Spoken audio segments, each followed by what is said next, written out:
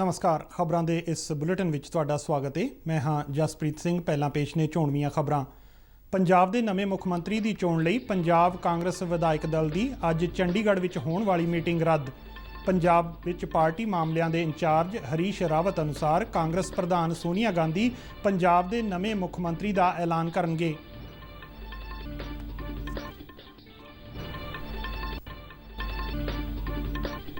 ਪ੍ਰਧਾਨ ਮੰਤਰੀ ਨਰਿੰਦਰ ਮੋਦੀ ਨੇ ਨਾਗਰਿਕਾਂ ਨੂੰ ਤੋਹਫਿਆਂ ਤੇ ਯਾਦ ਚਿੰਨ੍ਹਾਂ ਦੀ ਨਿਲਾਮੀ ਵਿੱਚ ਹਿੱਸਾ ਲੈਣ ਦੀ ਕੀਤੀ ਅਪੀਲ।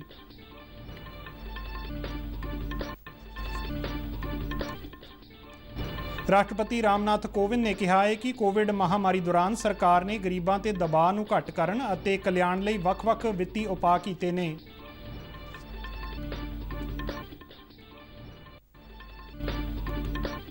ਕੇਂਦਰੀ ਖੇਤੀਬਾੜੀ ਮੰਤਰੀ ਨਰਿੰਦਰ ਸਿੰਘ ਤੋਮਰ ਨੇ ਕਿਹਾ ਹੈ ਕਿ ਖੇਤੀ ਖੋਜ ਨੇ ਮੁੱਖ ਭੂਮਿਕਾ ਨਿਭਾਉਂਦਿਆਂ ਦੇਸ਼ ਨੂੰ ਅਨਾਜ ਦਰਾਮਦਕਾਰ ਤੋਂ ਬਰਾਮਦਕਾਰ ਬਣਾਇਆ ਹੈ।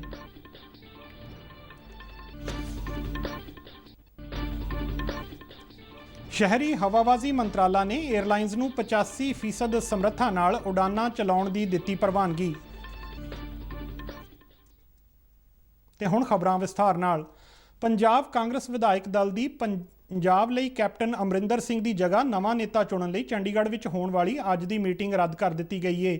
ਪੰਜਾਬ ਵਿੱਚ ਪਾਰਟੀ ਮਾਮਲਿਆਂ ਦੇ ਇੰਚਾਰਜ ਹਰੀਸ਼ ਰਾਵਤ ਨੇ ਕਿਹਾ ਹੈ ਕਿ ਕਾਂਗਰਸ ਪ੍ਰਧਾਨ ਸੋਨੀਆ ਗਾਂਧੀ ਪੰਜਾਬ ਦੇ ਨਵੇਂ ਮੁੱਖ ਮੰਤਰੀ ਦਾ ਐਲਾਨ ਕਰਨਗੇ। ਇਸ ਤੋਂ ਪਹਿਲਾਂ ਬੀਤੀ ਸ਼ਾਮ ਚੰਡੀਗੜ੍ਹ ਵਿੱਚ ਹੋਈ ਪੰਜਾਬ ਕਾਂਗਰਸ ਵਿਧਾਇਕ ਦਲ ਦੀ ਮੀਟਿੰਗ ਨੇ ਇੱਕ ਸਰਬਸੰਮਤੀ ਨਾਲ ਪਾਸ ਕੀਤੇ ਮਤੇ ਵਿੱਚ ਪੰਜਾਬ ਦਾ ਨਵਾਂ ਮੁੱਖ ਮੰਤਰੀ ਚੁਣਨ ਲਈ ਸਾਰੇ ਅਧਿਕਾਰ ਕਾਂਗਰਸ ਪ੍ਰਧਾਨ ਸੋਨੀਆ ਗਾਂਧੀ ਨੂੰ ਸੌਂਪ ਦਿੱਤੇ ਸਨ।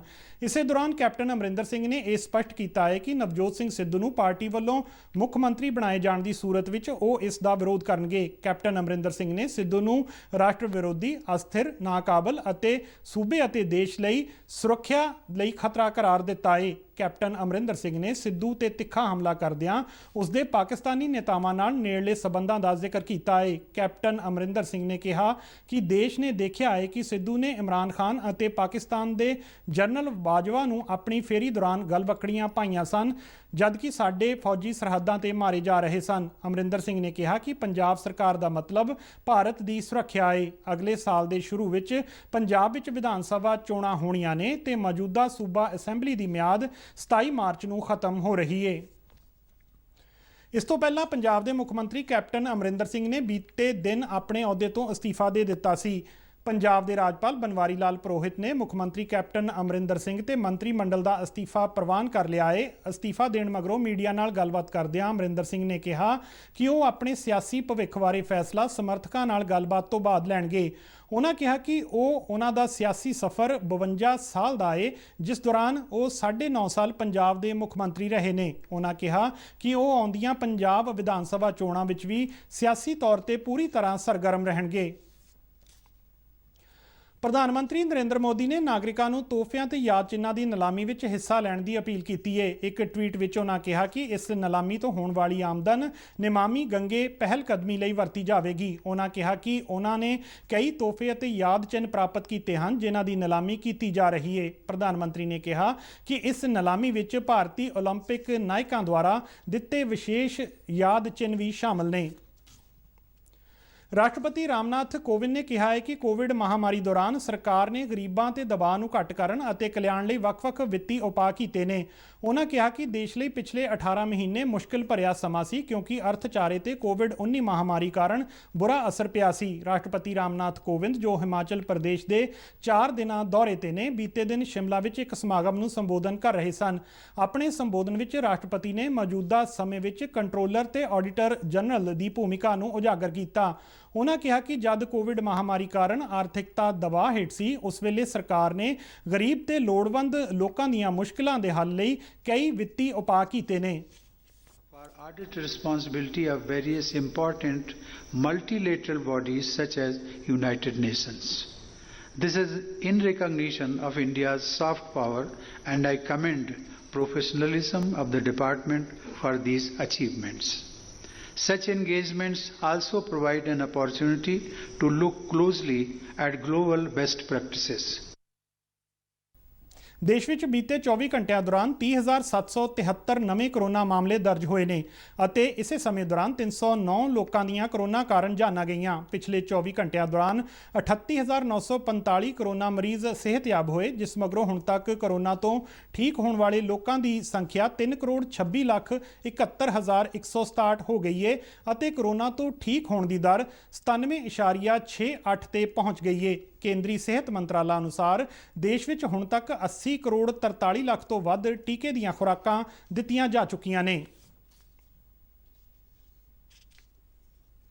ਕੇਂਦਰੀ ਖੇਤੀਬਾੜੀ ਮੰਤਰੀ ਨਰਿੰਦਰ ਸਿੰਘ ਤੋਮਰ ਨੇ G20 ਖੇਤੀਬਾੜੀ ਮੰਤਰੀਆਂ ਦੀ ਮੀਟਿੰਗ ਵਿੱਚ ਹਿੱਸਾ ਲਿਆ। ਇਸ ਮੀਟਿੰਗ ਨੂੰ ਇਟਲੀ ਨੇ ਆਯੋਜਿਤ ਕੀਤਾ। G20 ਮੁਲਕਾਂ ਦੀ ਪ੍ਰਧਾਨਗੀ ਇਸ ਵੇਲੇ ਇਟਲੀ ਕੋਲ ਹੈ। ਇਸ ਮੌਕੇ ਸੰਬੋਧਨ ਕਰਦਿਆਂ ਤੋਮਰ ਨੇ ਕਿਹਾ ਕਿ ਖੇਤੀਬਾੜੀ ਖੋਜ, ਖੁਰਾਕ ਸੁਰੱਖਿਆ ਦੀ ਮੁਸ਼ਕਲ ਨੂੰ ਹੱਲ ਕਰਨ, ਕਿਸਾਨਾਂ ਦੀ ਆਮਦਨ ਵਿੱਚ ਸੁਧਾਰ ਅਤੇ ਕੁਦਰਤੀ ਸਰੋਤਾਂ ਦੀ ਸਥਾਈ ਵਰਤੋਂ ਵਿੱਚ ਮਹੱਤਵਪੂਰਨ ਭੂਮਿਕਾ ਨਿਭਾਉਂਦੀ ਹੈ।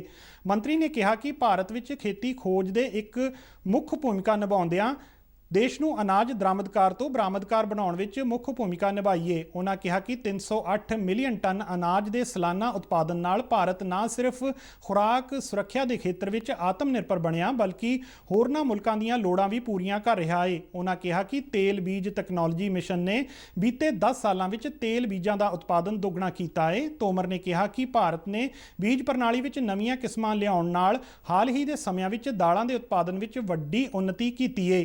ਖੇਤੀਬਾੜੀ ਮੰਤਰੀ ਨੇ ਕਿਹਾ ਕਿ ਸਾਲ 2030-31 ਤੱਕ ਭਾਰਤ ਦੀ ਜਨਸੰਖਿਆ 150 ਕਰੋੜ ਤੋਂ ਪਾਰ ਹੋਣ ਦੀ ਸੰਭਾਵਨਾ ਹੈ, ਜਿਸ ਲਈ ਅਨਾਜ ਦੀ ਮੰਗ ਕਰੀਬ 350 ਮਿਲੀਅਨ ਟਨ ਹੋਣ ਦਾ ਅੰਦਾਜ਼ਾ ਹੈ। ਉਹਨਾਂ ਕਿਹਾ ਕਿ ਇਸ ਤੇ ਫਿਰ ਤੋਂ ਸੋਚਣ ਦੀ ਲੋੜ ਹੈ ਅਤੇ ਖੇਤੀਬਾੜੀ ਖੋਜ ਤੇ ਵਿਕਾਸ ਦੇ ਨਾਲ-ਨਾਲ ਵੀ ਵਿਗਿਆਨਕ ਖੋਜ ਵਿੱਚ ਨਿਵੇਸ਼ ਨੂੰ ਵਧਾਉਣਾ, ਉਚਿਤ ਅਤੇ ਪੌਸ਼ਟਿਕ ਅਨਾਜ ਪ੍ਰਾਪਤ ਕਰਨ ਦੇ ਨਾਲ-ਨਾਲ ਵਾਤਾਵਰਣ ਟਿਕਾਉਣ ਯੋਗਤਾ ਅਪਣਾਉਣ ਦੀ ਲੋੜ ਹੈ।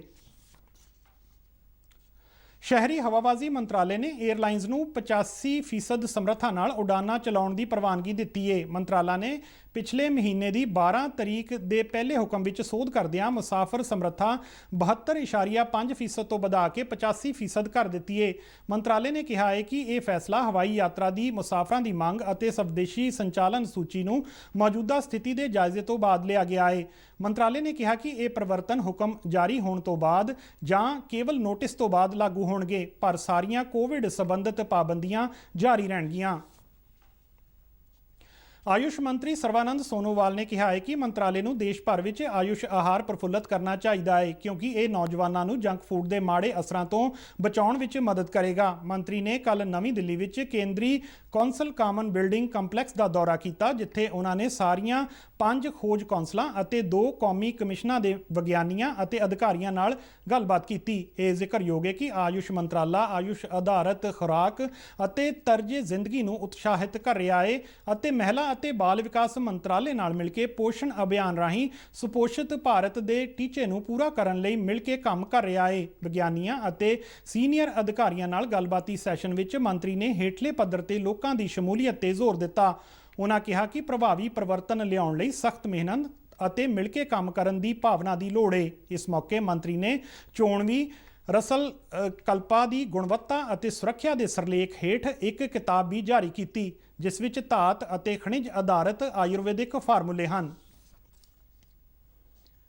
ਕੇਂਦਰ ਸਰਕਾਰ ਵੱਲੋਂ ਕਰਵਾਏ ਜਾਣ ਵਾਲੇ ਰਾਸ਼ਟਰੀ ਪ੍ਰਾਪਤੀ ਸਰਵੇਖਣ 2021 ਲਈ ਸਿੱਖਿਆ ਵਿਭਾਗ ਵੱਲੋਂ ਅਧਿਆਪਕਾਂ ਨੂੰ ਲਗਾਤਾਰ ਅਗਵਾਈ ਦਿੱਤੀ ਜਾ ਰਹੀ ਹੈ। ਇਸੇ ਲੜੀ ਤਹਿਤ ਸਿੱਖਿਆ ਮੰਤਰੀ ਵਿਜੇ ਇੰਦਰ ਸਿੰਗਲਾ ਨੇ ਸਕੂਲਾਂ ਦੇ ਮੁਖੀਆਂ ਅਤੇ ਅਧਿਆਪਕਾਂ ਲਈ ਵਿਸ਼ੇਸ਼ ਆਨਲਾਈਨ ਮੋਡਿਊਲ ਜਾਰੀ ਕੀਤਾ ਹੈ।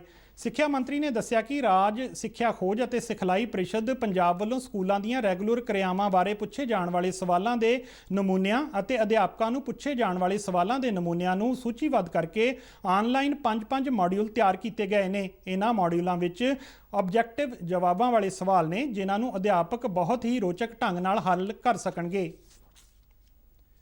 ਵਾਤਾਵਰਣ ਨੂੰ ਖੂਬਸੂਰਤ ਤੇ ਹਰਿਆ ਭਰਿਆ ਬਣਾਉਣ ਲਈ ਰੋਟਰੀ ਕਲੱਬ ਜਲੰਧਰ ਦੁਆਰਾ ਇੱਕ ਸਾਈਕਲੋਥਾਨ ਦਾ ਆਯੋਜਨ ਕੀਤਾ ਗਿਆ। ਇਸ ਰੈਲੀ ਦਾ ਆਯੋਜਨ ਸ਼ਹਿਰ ਵਾਸੀਆਂ ਨੂੰ ਕੁਦਰਤੀ ਸੁੰਦਰਤਾ ਨੂੰ ਕਾਇਮ ਰੱਖਣ ਲਈ ਘਰ-ਘਰ ਪੌਦੇ ਲਗਾਉਣ ਦੇ ਮਕਸਦ ਨਾਲ ਕੀਤਾ ਗਿਆ ਸੀ।